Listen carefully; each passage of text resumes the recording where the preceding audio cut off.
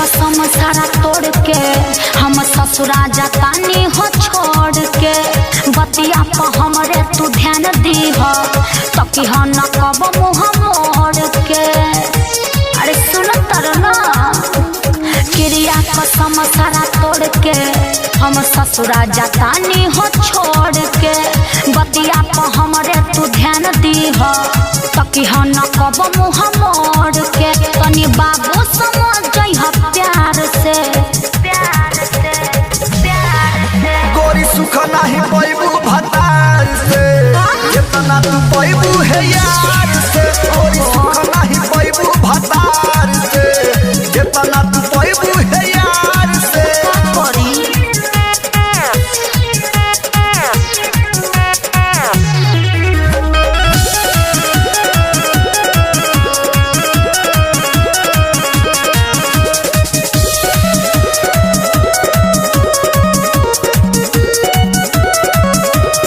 Mummy papa के मर्जी से शादी होता हमार हो। सोचले न रहनी ये मोरे रानी चल जइबू दूसरा दुआर हो। अरे का करी मजबूरी बा मम्मी पापा के मर्जी से शादी होता हमार हो।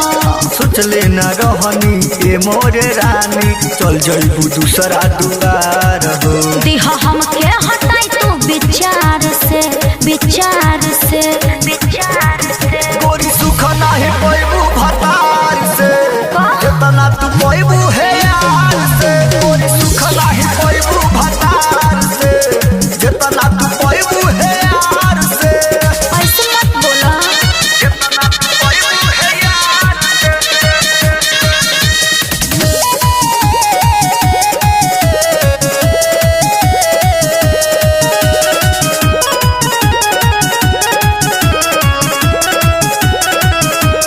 जानी भतर जो फेर चलता डंटा से देहिया दिथूर हो।